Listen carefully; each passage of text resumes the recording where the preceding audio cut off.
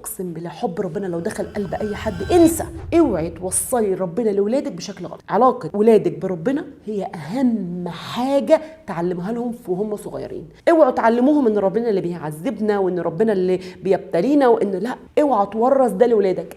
ظبط العلاقه ما بين ولادك وربنا بس بشكل صح، بشكل حلو. اقسم بالله حب ربنا لو دخل قلب اي حد انسى. فلو دخلنا حب ربنا جواهم هيبقى احسن 1000 مرة من الخوف، لان اللي بيعمل بحب غير اللي بيعمل تماما بخوف، لان هو ده الضمان الوحيد اللي ليهم اللي يحسن حياتهم ونفسيتهم العمر كله. وربنا سبحانه وتعالى هو الضمان الوحيد ليكي في حياتك ان اولادك دول يبقوا كويسين.